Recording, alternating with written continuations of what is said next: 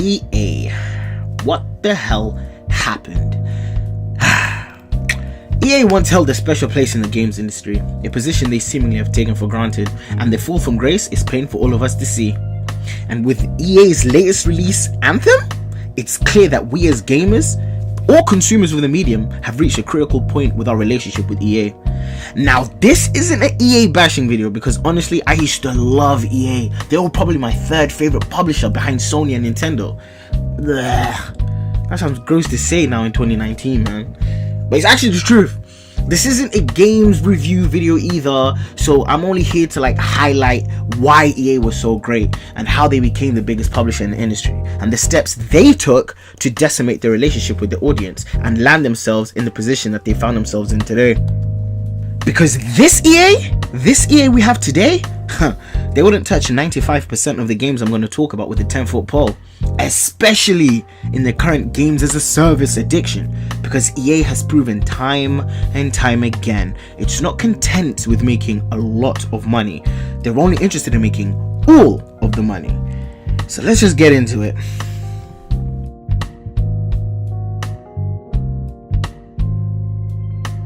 During the 90s, EA had enjoyed growth and success with its FIFA, NBA, Madden, and Sims franchises. Even with superior competition from Konami's international superstar soccer franchise, EA still had a level of authenticity that Konami's ISS just couldn't achieve through its licensing of leagues, teams, and player names.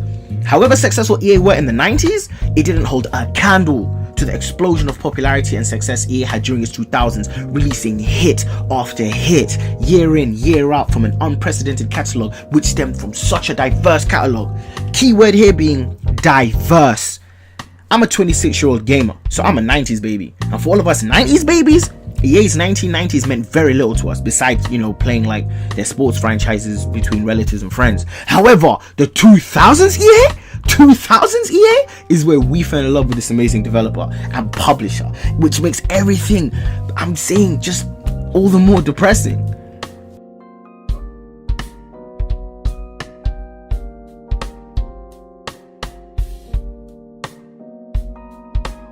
As I mentioned before, EA had enjoyed great success with its sports franchises during the 90s, and deservedly so. However, something happened in 2000 that changed the course of history for the publisher, and that was the release of SSX, a game released under its now legendary EA Sports Big moniker. And this was the birth of the alternative extreme arcade style of a simulation sports franchises that EA would begin to release to a great fanfare. The SSX franchise made you feel like the greatest snowboarder ever, and with its vast move list, and that included some of the most outrageous freestyle moves, playing this game you felt like you could do anything on that board. And the just one more try mentality was never far behind when trying to best those leaderboard scores, especially with split screen multiplayer and playing with friends and family. EA Sports Big was here, and they had proven that it was the best, and it wasn't going to announce itself quietly. But most importantly, EA Sports Big wasn't done, because a year later it released the game that well and truly proved itself to be the crowning jewel of all big franchises, and that was NBA Street.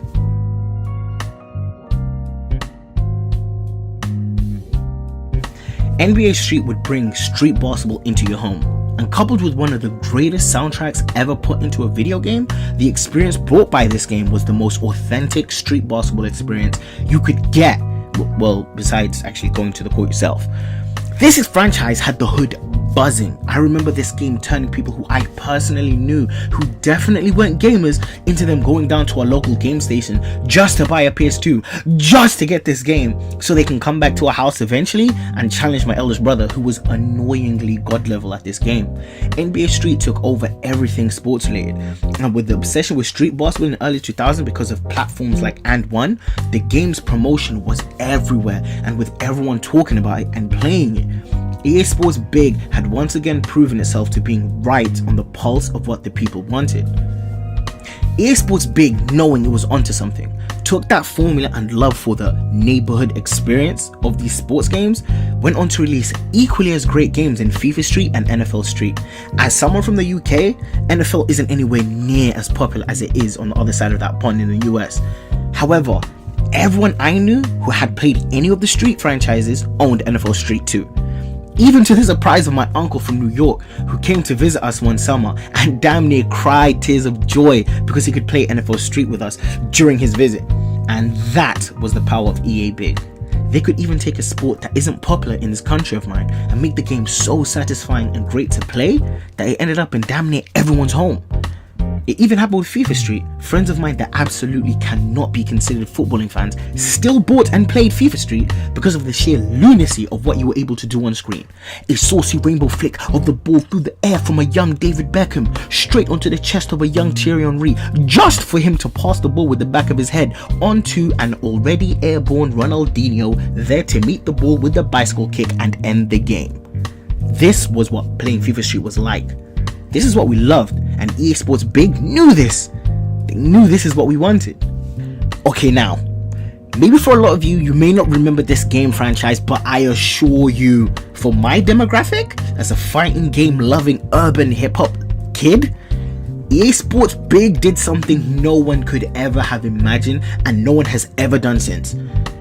They partnered up with legendary hip hop record label Def Jam Records to release Def Jam Vendetta, a wrestling game with a roster full of real-life Def Jam rap artists like Ludacris, DMX, and Method Man, and you had to take control of an up-and-coming street fighter and work your way to being the best fighter by defeating all of them. The game had full voice acting by those artists, and clearly the game was supported by the record label, as many of the CDs released by the artists signed to Def Jam would include Def Jam Vendetta ads in its promotional packaging, even from artists who didn't feature in the game.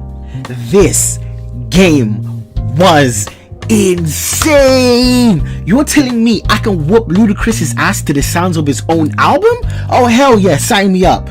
The story itself had care and effort put into it, even allowing you to pick between 4 starter characters and you build up their skills and fighting record. EA Sport Big took a huge chance with this franchise and they reaped the benefits because this game sold, and it sold well.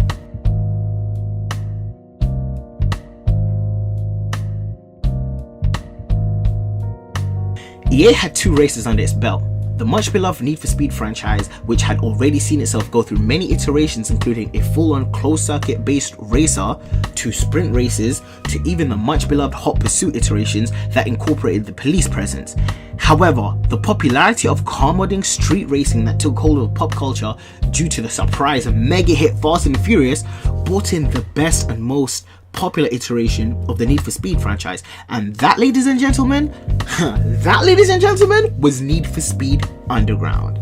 Need for Speed Underground was by far the deepest, most customizable arcade racer you could get at the time, and just as EA Sports Big did with its street sports franchises, they made sure to bring in as much authenticity to the experience as possible. From the car parts, the manufacturers, to the game soundtrack, everything about Underground screamed out passion project. And this enthusiasm for the game development and marketing was reflected in the high sales the game garnered. If you were a racing fan, Need for Speed Underground was a must, and was always the go-to franchise when you needed a break from the more simulation focused races like Gran Turismo. EA would release Need for Speed Underground 2 a year later in 2004, and the gaming community would rejoice as this game incorporated even more customization and a huge open world for us to just explore at our leisure. However, the absolute pinnacle of all these racing games came in 2005 in the form of Need for Speed Most Wanted, a game that racing games of today are still compared to. From story, graphics to gameplay, everything about this game took the Underground formula and turned the nitrous up to 100 and spat out the results. Need for Speed Most Wanted is without a doubt the best Need for Speed released by EA. You thought EA were done with races, huh? Nope.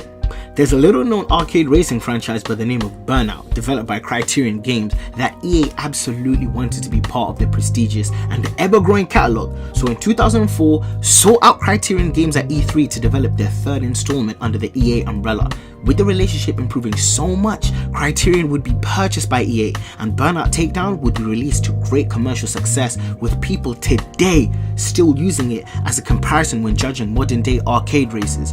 EA's roster of races were not only critical successes, but they were most importantly commercial successes.